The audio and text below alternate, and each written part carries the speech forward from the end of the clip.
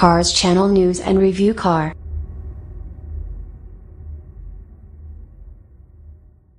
(2017) Hyundai Ioniq Review. As one of the biggest players in the hybrid segment, Toyota has dominated with the Prius. But Hyundai's Ioniq offers an equally green product, without the science project looks. Can it offer buyers a decent alternative? There's nothing that screams hybrid more than a Toyota Prius. In fact, it's so popular across the world that over 10 million Prius liftbacks have been sold since the car was first revealed in 1997. Hyundai wants a slice of that lucrative green vehicle pie, which is why the company has invested millions into this car, the 2017 Hyundai Ioniq. And it's coming to Australia. At first glance, it's not immediately obvious the Ioniq has hybrid connotations. Firstly, it doesn't look like a science project, the Prius on the other hand, and secondly, it's available in 3 configurations that all look quite similar in appearance: a petrol hybrid, a plug-in petrol hybrid and a full electric model. Hyundai has confirmed Australia will get the Ioniq in late 2017 or early 2018. While the variant is yet to be confirmed, we'd expect Australia to get the Ioniq plug-in hybrid at the very least, and possibly the full electric version as well. If US market pricing is anything to go by, we could see the Ioniq plug-in hybrid come in at around the same price as the Toyota Prius, which retails for $35,690, plus on-road costs. In some US states after government incentives, the hybrid Ioniq has a starting price of around $20,000, making it around 27,000 Australian dollars. On the back of an international drive of the all-new Hyundai i30, we had the chance to slip behind the wheel of the hybrid Ioniq and the full electric Ioniq over a mix of South Korean roads. The full electric model steps it up further with a blanked-out front end due to the reduced cooling requirements of the electric and battery running gear. Around the rear, a liftback houses the car's LED tail lights that sit high within the liftback structure. The liftback frame also houses a glass portion to help with rearward visibility.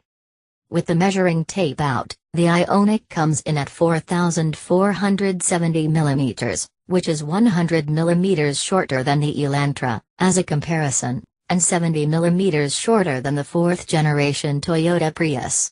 It's wider than both the Elantra and Prius, by 20 mm and 60 mm respectively, meaning that rear seat accommodation benefits from the extra width. It's inside the cabin where Hyundai has gone for an upmarket look and feel. A sporty-looking flat-bottom steering wheel features a blue stripe to signify its green credentials.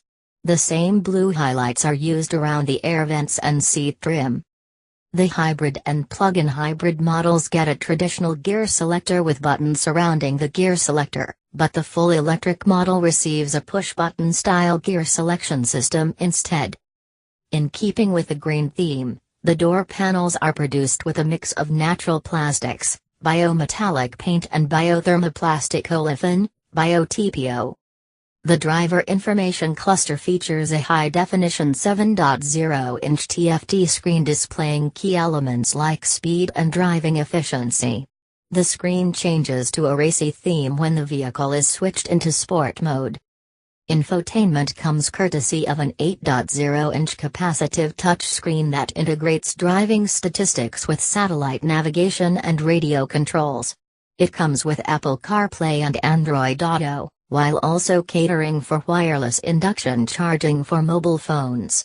An 8-speaker sound system also offers plenty of bass, working hand-in-hand with the DAB+ digital radio. Up front there are two 12-volt power outlets, a USB port and an auxiliary power port.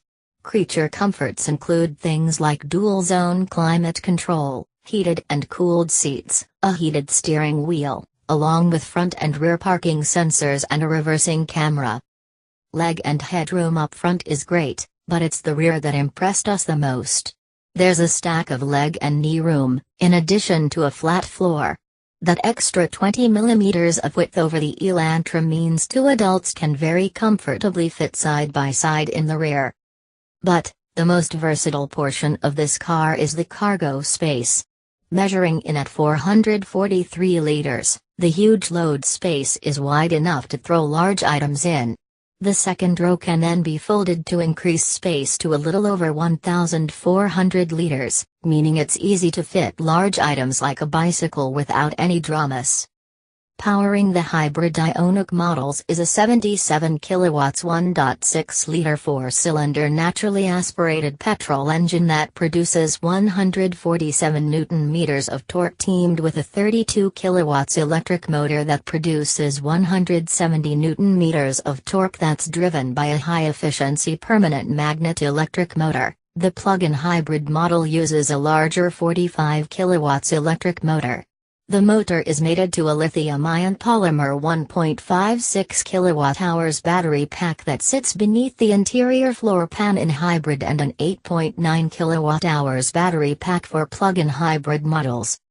When working in unison, the petrol and electric combination produces a combined 103.6 kilowatts of power and 265 Nm of torque, consuming just 3.4 liters/100 kilometers on the combined cycle for the hybrid and just 1.4 liters/100 kilometers for the plug-in hybrid. Unlike the Prius, which uses a CVT transmission to handle torque delivery, the Ioniq hybrid uses an exclusive 6-speed dual-clutch gearbox, which handles both the electric and internal combustion torque movement. The reason Hyundai uses a dual-clutch gearbox as opposed to a CVT in this application is because it comparatively delivers more engine revolutions per throttle application than its CVT equivalent, meaning that the push in the back is felt earlier. Much like most hybrids, the vehicle can operate in an electric-only mode under light throttle applications that can be supplemented with torque from the petrol engine as required. There's also a sport mode that offers more responsive driving and sharper throttle characteristics. There is 50 kilometers of driving range in full EV mode for the plug-in hybrid and over 1,000 kilometers of range for both the hybrid and plug-in hybrid when driven together with the petrol engine. The full electric Ioniq on the other hand has a driving range of 280 kilometers and is powered by an electric motor that produces 88 kilowatts of power and 295 Nm of torque. Under the floor pan of the full electric Ioniq is a 28 kWh lithium-ion polymer battery pack that offers both standard and quick charging. Using standard charging, the car can be fully charged in 4 hours and 25 minutes. The fast charger decreases charging time to just 30 minutes, using a 50 kilowatts charger, and 23 minutes, using a 100 kilowatts charger. According to Hyundai, the full electric Ioniq is the world's most efficient electric vehicle. Measured in units of kWh per 100 kilometers, that's the amount of battery charge depleted per 100 kilometers of travel. The Ioniq comes in at 11.5 kilowatt-hours/100 kilometers, which is twice as good as the Kia Soul and Tesla Model S and almost twice as good as the Nissan Leaf. The first thing you notice behind the wheel of the hybrid Ioniq is how light the steering is. It's not at the point where it's too light, but it is at the point where it lacks feel at both low and high speeds. It feels quite artificial, but that's the caper for a buyer looking at a vehicle like this that's likely to be driven in and around the city. The use of a dual-clutch gearbox also has its downsides. While it offers a greater slab of torque earlier in comparison to a CVT, you can feel gear changes when taking off in electric mode, which isn't as smooth as the type of takeoff you get with a CVT. These things aside, the drive is smooth and most importantly, very quiet. On takeoff, the buzz of the electric drivetrain is only interrupted when the petrol engine fires to life and offers added assistance. Throttle response throughout the rev range is excellent thanks to the instant torque available from the electric motor. Then when prodded further, the petrol engine will roll through the gears to land in its optimum torque band. It can get a little thrashy when you get on the throttle hard, but no more so than a Prius, for example. Dynamically, the Ioniq offers a competent package. The ride is tuned to be soft and comfortable, more so than sporty, and that's fine for the package and chassis the vehicle is built around. We weren't a big fan of the extremely sensitive brake pedal. It doesn't offer a linear pedal feel, and the transition from regenerative braking to rotor braking means you need to step harder on the brake pedal to pull the car up. The system then allows the vehicle to generate power to be crammed back into the batteries for future use. With 280 kilometers of range, the Ioniq could do quite well in Australia given its size and quick charging times.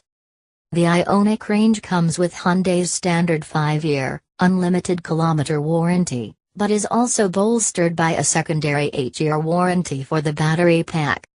We came away quite impressed with the Ioniq.